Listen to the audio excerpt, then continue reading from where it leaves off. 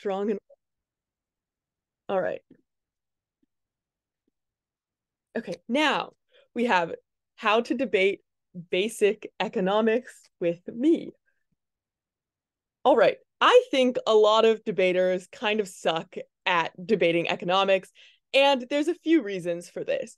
First is that a lot of debaters will assume things are factual or intuitive when actually they are debatable.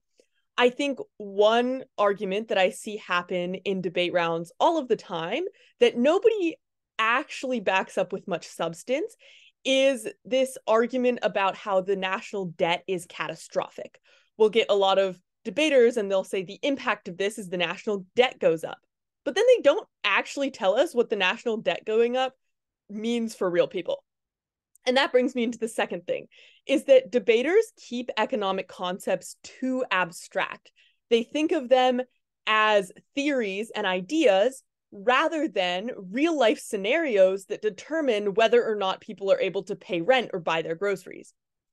And lastly, debaters often use buzzwords that nobody understands. And usually this leaves the judge confused, their opponents confused, and sometimes even themselves confused. I might use a few economic terms in this lecture, and if they strike you as buzzwords, please drop a comment in the chat, and I'm sure Everett will be able to define something for you, or maybe your peers will be able to too. I'm not sure if I'll be able to see the chat, so I can also try to do it, but yes, let your peers answer you if I say anything that seems too much like a buzzword. It would make me a hypocrite, but you know, I'm not perfect. All right. So what I will be going over in this lecture is, first of all, the biggest clash in 20th century economic thinking in pretty much the most simple terms I can possibly define it as. Secondly, when to argue and how to argue for things like inflation, jobs, and shortages. And then I will teach you common arguments for and against free trade. And lastly, I will give you 3 of my favorite economic resources that honestly, if you use all 3, you will have a very comprehensive understanding of economics compared to most of your debate peers. All right, so let's jump into the biggest clash of 20th century economic thinking, and it can be summed up as to spend or not to spend. And here's a good Calvin and Hobbes cartoon that kind of advocates for the to spend side. I just love Calvin and Hobbes, so. All right, so the theory that argues that we should spend money argues that the government should spend money and invest in things like public projects and welfare. The person who really championed this idea was named John Maynard Keynes, and some people refer to it as Keynesian economics, but I'm going to talk about it as the to spend theory to make it as simple as possible.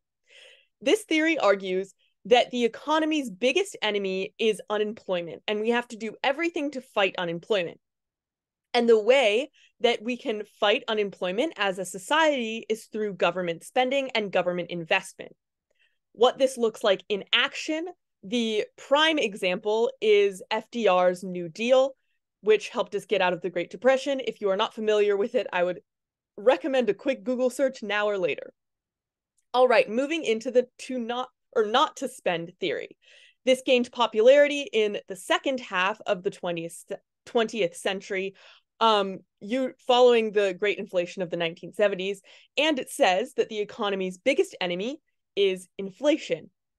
It says that the way that we defeat this enemy of inflation is to restrict the money supply. So what this means is the government should not spend money, and the government should use things like interest rates to discourage the population from spending money, especially on big assets and taking out loans. What this looks like in action, an example is Bill Clinton's budget surplus between 1998 and 2001. Usually, the government will spend more money on things like repairing roads, paying for the military, paying for all the various things the government has to pay for, than it takes in money from taxpayers. However, there was an exception of this in these 3 years of Bill Clinton's presidency, where he actually spent less money on things like the military, roads, infrastructure projects than he took in from taxpayers. All right. So, a good thing to be able to do when arguing economics is to be able to say that either unemployment is worse or inflation is worse, because a lot of debate rounds will come down to this. So, first of all, let's look at unemployment. Why could you argue that unemployment is the worst thing a society could face? First, you can say that unemployment is a constant thing. It doesn't really go away for somebody. If you're unemployed, you're unemployed. Whereas inflation can fluctuate. Sometimes you'll have a week of really high inflation, but another week the inflation might be lower. Secondly, unemployment, you can argue governments have less of an incentive to solve. Again, not all of these arguments are technically true, but they're arguments that people make and might be effective. The reason that the government has less incentive to solve it is because usually the people that are unemployed are on the lowest totem pole when it comes to socioeconomic status. Therefore, the people the government cares least about. 3, unemployment can leave you with absolutely nothing, whereas inflation, although things are really expensive, at least you have a job to try and pay for those things. And fourthly, you can argue that unemployment is a perpetual cycle. When people don't have jobs, they don't spend money. When people don't spend money, hirers don't receive money in order to hire more people, and unemployment gets worse and worse. I'll get into this more later. Conversely, how do you argue that inflation is the worst thing an economy can face? First of all, you can argue that inflation affects everyone. You can't escape inflation. Whereas with unemployment, there are always a certain set of people that still have jobs. The second reason you can argue inflation is worse is that it is really hard to regulate. When you have high unemployment, the government has power to directly create jobs if they need to. However, inflation is a little bit more of a wild animal. The government has to take gambles like changing interest rates to try to regulate inflation. 3, inflation makes goods really, really inaccessible. As prices go up, those who are poor have to spend more of their income on basic necessities compared to the upper classes. And people who are on fixed incomes, meaning that they have a pension from their job or they are receiving social security benefits from the government, inflation is really, really bad because their wages just don't go up when the prices of goods go up. And lastly, you can argue that inflation is never ending because of how hard it is to regulate and because of historical examples of inflation existing for decades. All right, so now I will get into making inflation arguments, and I will tell you guys when you should make inflation arguments. So when you get topics that do any of these things listed on the screen, you should think about making an inflation argument. The first scenario when you should think about making an inflation argument is when people are given money of any sort. This could be increasing people's welfare benefits, increasing the minimum wage, or even the COVID stimulus checks that we saw a few years ago. Secondly, when unemployment is too high. A lot of economists argue that when employment is too high, when too many people have jobs, this will also create inflation. Policies that might make employment too high would be a federal jobs guarantee. I don't know, maybe you guys saw me poorly debate a federal jobs guarantee in TOC finals of 2022. Not my best work, but we did it. And government investment that would require the government to hire people at a time of high employment. 3 is when something creates a shortage. Any policy that restricts or discourages people to create something. This could be quotas, taxes on sellers. It could create a shortage. Or okay, Ellie, yeah, okay. or anything that disrupts the creation or transportation of goods and services. So if a trade port gets blocked, or if a factory blows up, this sort of thing creates a shortage. 4, when a monopoly forms. So this is when one company basically is the only provider of a certain good or services. So an example of a policy or action that would create a monopoly is one big company buying a competing big company. Albertsons just bought Kroger's, or it might have been the other way around. In California, those are the two biggest grocery chains over here, and that is an example of a monopoly forming. And 5 is when perceptions enable inflation. And this is my favorite inflation argument. I think it's kind of tricky, but basically anytime there is a common narrative that inflation will occur in the future, inflation will occur. So if there's a lot of newspaper articles fear-mongering about inflation, that is what perceptions enabling inflation means. All right. So we have 4 key inflation arguments that I will be teaching you. 1 is people buying more things equals inflation. When there isn't enough of something, it equals inflation. And monopolies equal inflation. And lastly, the belief in inflation equals inflation. All right, I'm going to get into all of this right now, how all these things lead to inflation. Do not worry. All right, people buying more things equals inflation. First, you have to establish that sellers want to charge as much as possible without losing money. This might seem really obvious, but I think it's an important precedent to set whenever you are making arguments like this. Next, you have to establish that when people have more money, more people will be buying things. Again, might seem obvious, but I think it's important to establish, given that people can also save their money if they want to. And people have more money when they, again, get increased welfare, wage increases, or employment increases. And lastly, when more people want a product and are able to buy that product because they have more money, sellers can raise prices without losing much money. Why is this? This is due to that business's calculations.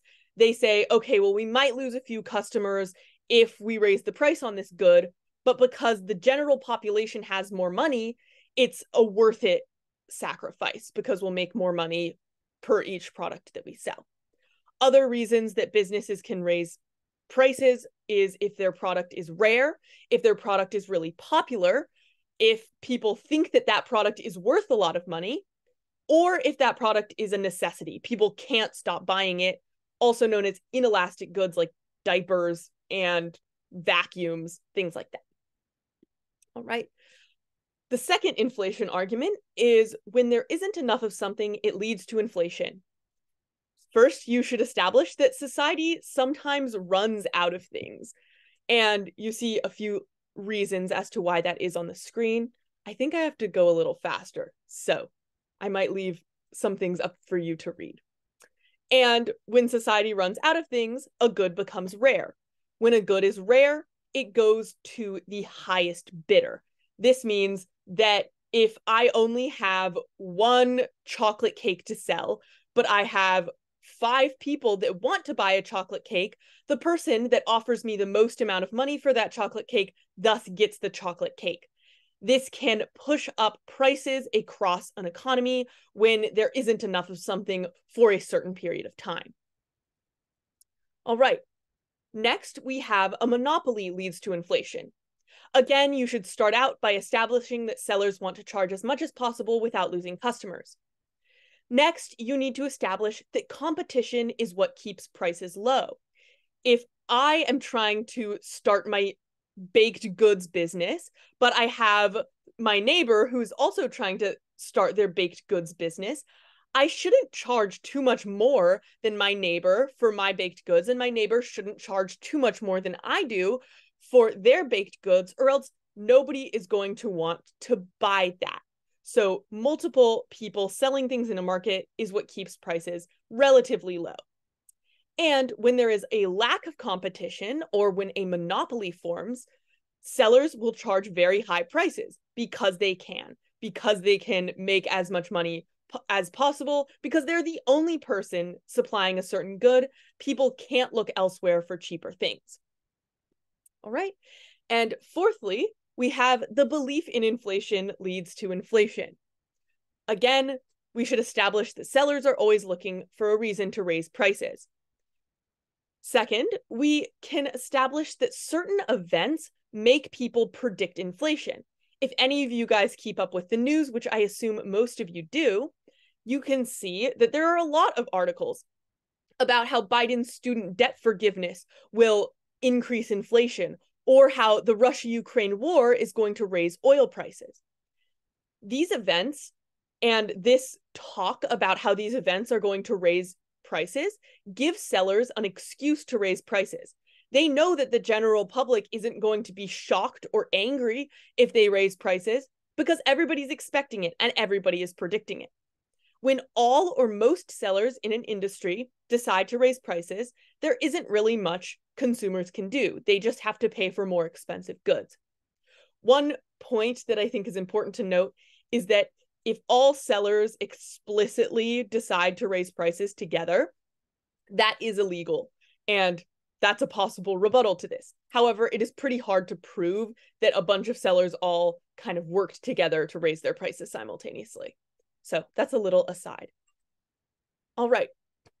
Next, let's talk about jobs. So I'm going to talk about job loss first, and then we'll move into job gain. There are two main scenarios in which you should make job loss arguments. First is when employers face an increased cost. So that could be an increased corporate tax, which isn't necessarily cost, but it still cuts into their profits. This could be an increased minimum wage. They're forced to pay their workers more.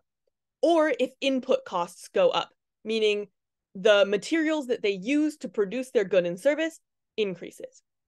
The second time you should make job loss arguments is anytime people are spending less money. People are spending less money usually in times of high inflation when interest rates are higher, and people are also spending less money when their wages don't go up, when they don't have enough money to waste willy-nilly because they haven't gotten a raise in 10 years. All right, what are the three job loss arguments? One is what I'm calling the corporate survival argument. Next is what I call the corporate greed argument. And lastly is what I call the lack of demand argument. All of these arguments, I should preface, I meant to do this earlier, are kind of meant to be copied and pasted into a bunch of different types of resolutions, which is why they're fairly vague. But I want you to be able to take kind of these shells of arguments, look at a topic, and be able to plug specific things about that topic into these general ideas. All right, so with that, let's get into the key job loss arguments. Firstly, we have the corporate survival argument. So first, you should establish that most firms are producing at their maximum level. This is the most efficient thing for them to do. They're trying to create the most output, sell the most goods, and this means that they are usually employing the most people that they possibly can. Because of this, firms cannot afford increased costs when they're operating in this efficient way. If you're talking about small or struggling businesses, you can also mention that they don't actually make that much revenue, so an increased cost can be detrimental. Thirdly, when you increase costs to firms or employers or sellers, all kind of the same, you disrupt that efficiency. They are no longer able to create the most output and employ as many people as they were prior because now everything is more expensive. Next, firms have less money to invest in their company. What this means is that firms don't have as much money to buy the goods that they need to make their product. They don't have as much money to hire more people to expand the business.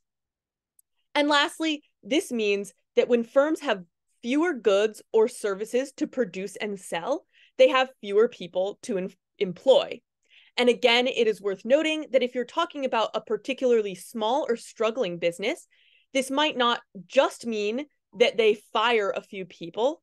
It can also mean that their business goes under altogether and nobody has a job. All right. Next, we have the corporate greed argument. This one is a little bit more simple. First, again, establish that a corporation's job is to maximize profit. And what this means is that people are only employed when the cost of workers is cheaper than machinery or the cost of workers overseas.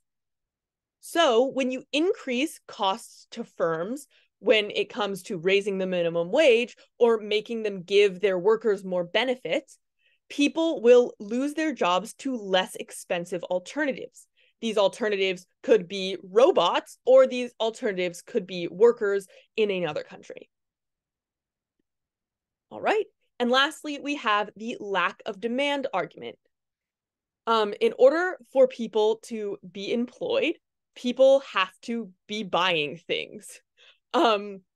Because a firm doesn't make any money, employers don't make any money unless people are giving them their money. Secondly, if something causes people to stop buying things, fewer people need to be employed.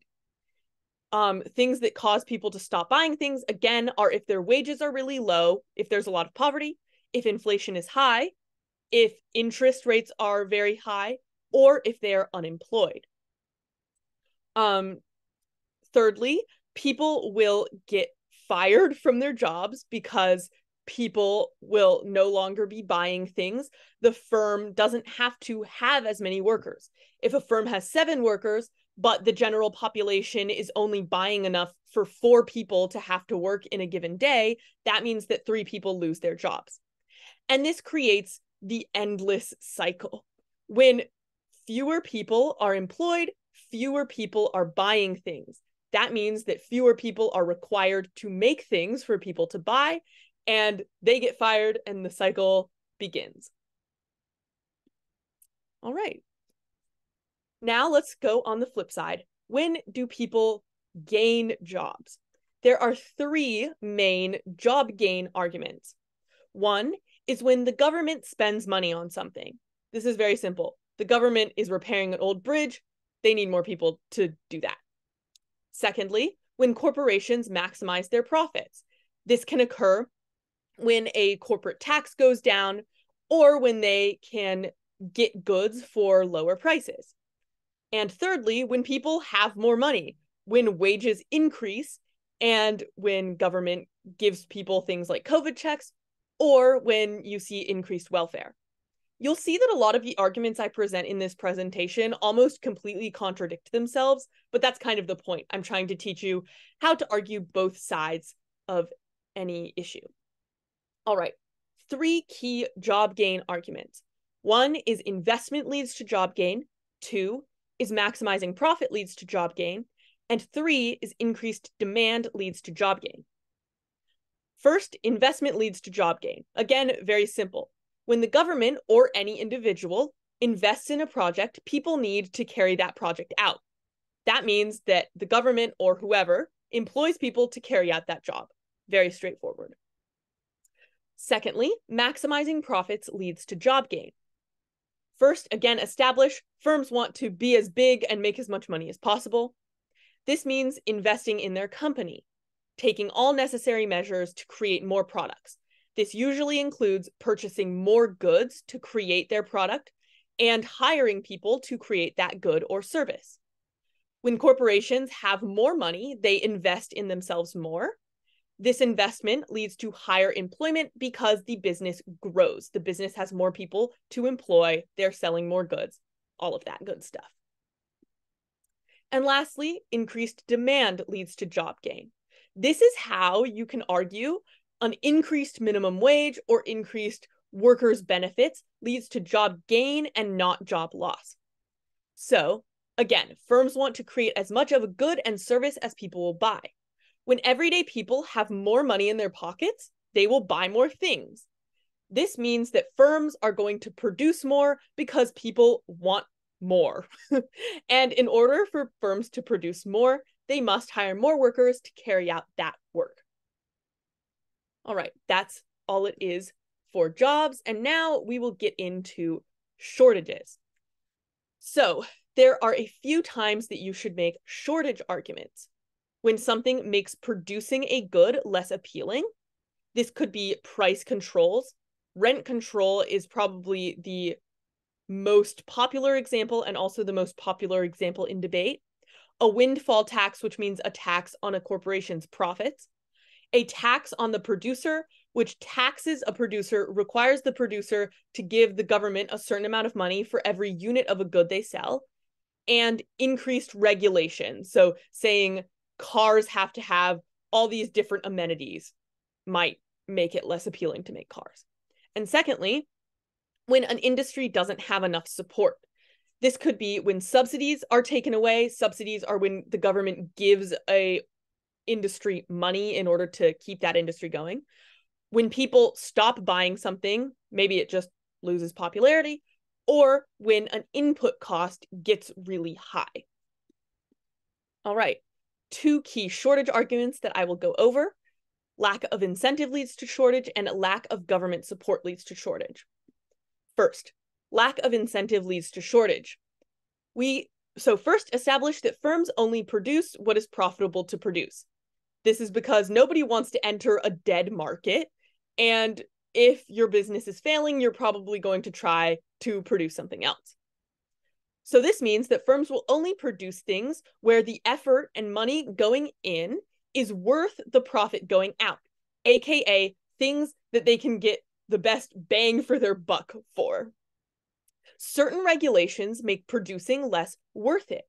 When there is a price control on something, when you say, okay, you can sell this house, but you can't sell this house for over $300,000, that makes it less worth it to try and sell houses because the amount of money you can potentially make is restricted. And lastly, when selling something is less worth it, fewer people will want to sell that good in the first place. So that means you have fewer people supplying that thing. And current sellers, people who already supply that thing, will want to sell less of it. They won't produce as much because it is less worth it to do so. Next, a lack of government support leads to shortages. It is important to note that some industries are vital to our survival, but don't actually compete very well in a free market when they don't get any support from the government or elsewhere. Oops. Agriculture is necessary for us to survive, but farms are subject to many things that can make an entire year unprofitable. If a farm invested $1 million in creating a potato crop, but all of those potatoes got a disease, that farm is now in $1 million of debt. So that's why we need things like government subsidies, the government paying an industry for certain industries, especially ones that are highly variable or not cost efficient, in order to survive. So the argument is pretty straightforward. Without government support, vulnerable but necessary industries will simply disappear because they don't make enough money. They don't make enough money to sustain themselves. All right, so that's it for shortages and different types of economic arguments. And now we are going to transition into tariffs and trade. When I started debate, honestly, guys, I didn't know what a tariff was. Maybe y'all are better than me, but I'm going to define it real quick. A tariff is a tax imposed on imported goods. So, for example, the United States may impose a tariff on Chinese steel. So every time a person in the United States buys steel from China, they have to pay an extra tax, an extra maybe 2% or something like that. And the goal of tariffs is to decrease imports, decrease how much one country is buying from another country. All right. I will go over 3 arguments for tariffs. 1 is building domestic industry, 2 is decreasing dependence, and 3 is political leverage, which can be both good and bad. First, let's talk about building domestic industry. I think I'm a little short on time, guys, so I really apologize if this last section goes a little fast. All right, so if a domestic industry is getting beaten out by a foreign country's industry, tariffs can help. A government imposing a tariff makes the foreign industry less dominant. This is for a few reasons. The foreign product is more expensive, and because of this, the foreign product will become less abundant. It also may invoke some sort of patriotism among buyers. This might happen in times of conflict. People in the US are like, oh, I don't want to buy anything from Canada. We hate Canada, for example. Okay, thirdly, foreign industries being less dominant mean that domestic industries are more dominant. And this is especially true for necessities and things that people buy a lot. If people in the US are buying few shirts from China, people still have to buy shirts. So they're going to buy shirts within the US. This means that domestic industries are overall more successful. And more successful domestic industries leads to more jobs, more money, and more government revenue for that country. It is important to note that arguing for a better domestic industry for one country only really works when you're arguing for the benefit of a specific country. So it's common in debate to kind of argue benefit to the entire world. And because tariffs really displace employment and displace revenue, they don't necessarily create more jobs overall on a global scale. This argument isn't necessarily the most effective when you are arguing for the benefits of the entire world. All right. Next, let's talk about decreasing dependence. When a country imports a lot of an essential good, they become dependent on the country that they import from. This is because, if we get half of our energy supply from another country, we can't just say, screw that other country, or else half of our country is going to be out of power. And this dependence can be problematic for two main reasons. One is that maybe a country won't take the same political action as they might otherwise. And the second reason is if the country that one country depends on is either unstable or enters a war, the country that is dependent on the providing country is basically screwed if something goes awry. All right. So, dependence can mean that the importing country can get bullied into doing whatever the exporting country wants. Or it can also mean that the importing country just has a massive shortage of goods when instability strikes the exporting country. Oops. And basically the argument here is that tariffs decrease dependence. And this is proved by the argument that I just illustrated in the previous slide.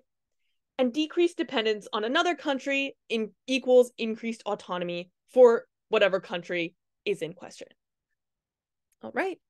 And lastly, we have a political leverage argument. We can see that exporting countries do not want to have a tariff imposed on them because it usually decreases the amount that they export and their revenue. So the threat of imposing a tariff or the promise of taking away a tariff can be a very powerful tool when a country wants to reach a certain foreign policy goal. They'll say, we will remove this tariff if you comply with this thing that we want. So that's the argument, but it is important to note that this isn't always a positive thing. This political leverage can help stop human rights abuses. The US can say, we'll remove this tariff if you stop the massacre of this ethnic population, but it can also be a tool for world powers to impose regime change or create unfair demands for lower income countries who are basically desperate for trade. Okay, and lastly, we're at the tail end of this presentation. 3 arguments against tariffs or for free trade. A quick definition of free trade. Free trade is when there are no trade restrictions. Countries can buy and sell goods across borders with no additional tariffs, quotas, or anything else that would restrict trade. So the 3 arguments against tariffs are 1, cheaper goods, 2, specialization is good, and 3, friendly political relations. First, cheaper goods. This is extremely straightforward. You have to establish that sometimes other countries produce cheaper goods. This could be because that country has lower wages for their workers. It could be because they have more abundance of a natural resource. Or it could be because that country has specifically industrialized to produce that specific good efficiently. And this is good for consumers because when they can buy less expensive goods from overseas, they're happy because they spent less money. Second argument is that specialization is good. When another country exports a lot of a certain product, it is usually because they are good at it, because they're more efficient, they make a higher quality product, or because they make a cheaper product.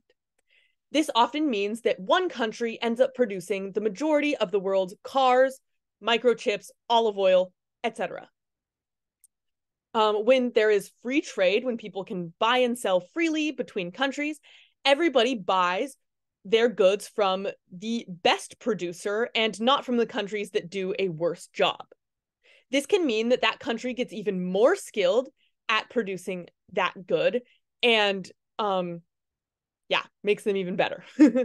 So the argument is that specialization, this idea that one country is going to get really, really good at creating a good, leads to a higher quantity of a certain good, a higher quality of a certain good, and a lower price for that good. Essentially, free trade means that everybody gets better stuff. And lastly, we have the argument about friendly political relations. When countries trade freely with one another, they are more likely to like each other, especially when the dependence on one another is equal. This could be because both countries make a similar amount of revenue from one another, or because they each provide essential goods. Maybe one country provides food to another country, and that country provides power to the other country. And when countries like each other, they're more likely to cooperate. And this cooperation is good for reasons that you guys can probably assume. Those countries will avoid any sort of conflict or war. They are more likely to work together, and they are more likely to help each other. All right, so I know that that might have been a lot. Hopefully you were taking notes, but I guess this lecture will be uploaded, and I can also share these slides with the Zoom and the camp. But I want you guys to take away that economics is not actually that scary. I think 50% of economics is genuinely difficult and complicated, and 50% is kind of fake complicated. I think economics kind of gets a bad rap for being extremely complex and something that you need to have done a lot of research to be able to debate. However, that's not actually very true. A lot of the things that I outlined for you are pretty intuitive. You can think about these things without ever having cracked open an economics textbook if you simply think about them. I have a funny example of a time when I got feedback and the judge basically told me that I knew more about economics than I thought I did. The feedback read that the government side wins this round because they have a comprehensive understanding of Keynesian economics. And Keynesian economics is what I've described as the to-spend theory. At the time, I had never heard of Keynesian economics, but apparently I knew how to debate it well. I read into it a little bit more later, and I learned some things, but also a lot of those concepts were things that I was able to just think of using logic. So don't be scared of economics. You can think about things. Don't let your opponents intimidate you with buzzwords. It doesn't necessarily mean that they're smarter or better than you. That being said, it is good to read up on economics because there is always something new to learn, whether that is how a specific taxation system works or a new economic study that proves something. So these are my 3 favorite resources for learning about economics. First is the core economics textbook. If you look up core econ, they have one textbook that's kind of overall economics, and then other textbooks that give you more in-depth and specific economic lessons on different topics. And these are all completely free and open source for anybody on the internet. The second resource is Investopedia. It's just a website. And if you want to learn more about how corporate taxes work, or if you want to learn a little bit more about a specific economist like John Maynard Keynes or Milton Friedman, Investopedia has it all. They have these explainers, and they also have biographies about different famous economists. And lastly, if you are more of a listener rather than a reader like me, I really like the Pitchfork Economics podcast. You can find it on Apple Podcasts, Spotify Podcasts, maybe elsewhere. And what they usually do is they bring on different guests every week who have done certain economic research, and they have people explain that research.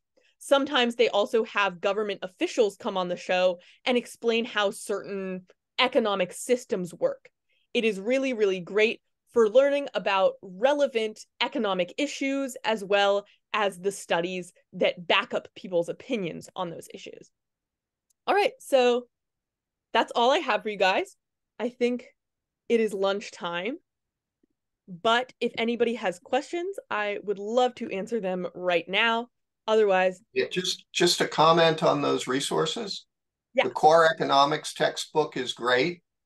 Investopedia, I've seen students use that to give me answers on tests, and some of the stuff in Investopedia is suspect. I would recommend Wikipedia. Wikipedia is a great source, and most of this stuff is non-controversial, and it gives you links to more detailed underlying resources. In other words, Wikipedia articles are heavily footnoted, and you can find the real source for what's going on.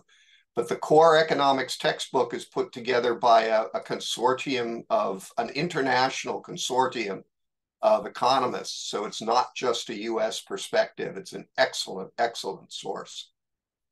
Yeah, as I was looking onto their website, they actually have a new textbook about economics specifically in South Asia. And I was like, ooh, I could benefit from learning a little bit about that. So yeah. I have a question. Yes. So you talked a lot about how, like, you know, you could make different arguments that would talk either positive or negative impacts for people or whatever. But is there any way you can impact out, like, more specifically, other than like, oh, poverty goes up or down, or unemployment goes up or down, but like really bring in like you know what I'm talking about? Like in a macroeconomic sense, the entire economy thing. Like a way to make the impact seem more personable and seem maybe higher magnitude. Like there's a way in which you can talk about how, like, oh, inflation leads to higher poverty and poverty is cyclical, but like that's not always as pathos oriented. Like it's not very hard for a judge to connect with that. Yeah. Something I like to do is just kind of give a scenario of a person who doesn't have enough money. And let's say there's a single mom and inflation is really bad for diapers and baby products. And she goes to the store and she looks at the price of diapers and it's 10% higher than it was last week. And she can't buy her newborn baby diapers. What is she going to do?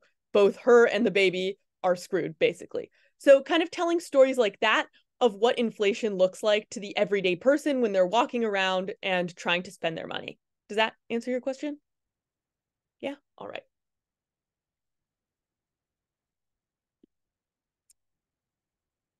Yes. Let's make sure the sharing is on. All right. Here are the slides.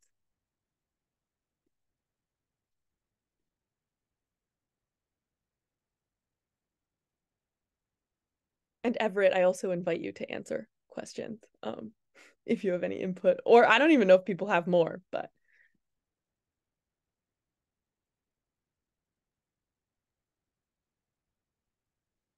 This is your chance to ask questions. If you have them, speak up. Oh, Yeah, I have a question. Yes. So about like yesterday, everyone mentioned like a few books you wanted us to read. Like it could help us. Like there was one about like world schools debate, and I know like I only caught like Freakonomics. I'm gonna try to read that book. Like, what's the world schools debate book again? Hang on for a second. I will post some sources.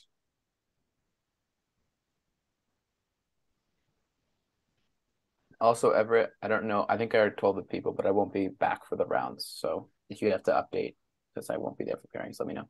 Or now you know. What is the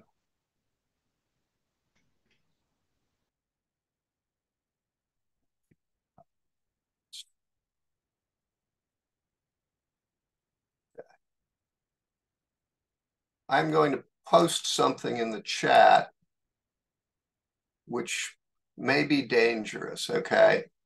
There is a group called the International Debate Education Association. If you go to this link, did this send, or how do I still have to send it? Okay, if you go to this link, idebate.net, they have a resources publications page, which has a whole bunch of textbooks that you can download for free. Not every textbook, but you can download them as PDFs. I like this text by Simon Quinn, Debating in the World Schools Style. I think it's one of the best debate textbooks. As a former debater, it's the only book I've read that sounds like it's been written by somebody who actually debated. If you want a standard text on parley debate, John Meany and Kate Schuster, Art, Argument, and Advocacy. They have a simpler book, a more of an introductory book called On That Point. Finally, if you want something that is at a very high level and very sophisticated, there's a book by Stephen Johnson called Winning Debate, A Guide to Debating in the Style of the World University's Debating Championship. This is about British parley. I mean, again, the Stephen Quinn book is about the world schools format. Don't worry about the format. Read what they talk about in terms of things like how to put arguments together, how to win debates, just a lot of practical advice. But Meany and Schuster, Art, Argument, and Advocacy is kind of the best kind of general standard parley textbook. Okay, thank you, Everett, for the links.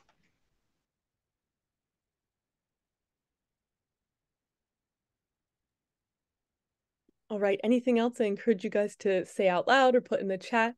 Again, if not, enjoy your lunch, but I'm happy to stick around and answer stuff.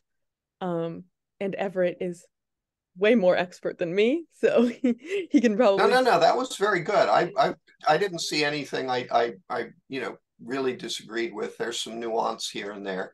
Yeah. I thought the thing about tariffs was interesting. It used to be that the US government's only tax was a tariff. Yeah. Thank you. Bye. Thank you. I'm glad you approve. That's very reassuring. Yeah, they're all disappearing for lunch. Yeah. I mean, no, that was good. That from a practical debater's point of view, that was exactly right. So okay. Good. Good. I tried to give arguments that would apply to a variety of topics and then like make it clear what type of topics that would be. So hopefully it came across. Yeah. I've actually tried it and I can't find anything that I can do in less than 3 hours. So yours is actually a better approach. Yeah, I spent so much time writing this and then oh yay, I'm so glad that it's less scary now. I appreciate that feedback. Yeah. Okay, that's good. The lecture originally, I was like, oh my God, I can talk about like foreign currency as well, but I'm like, nope, have to cut that out because the lecture was already like 50 minutes at its original. Well, you get foreign currency, you get investment. Yeah. You get a whole bunch of other, I mean, again, they're just, you can go off and there are all kinds of things you can end up talking about. So yeah. I mean, I would attend your 3-hour lecture if I could, but might not help. You might find it just, well, wait a minute, it just goes on and on and on and on forever. So yeah. Okay. Well, okie doke. Have a good lunch. Yeah, you too. Bye.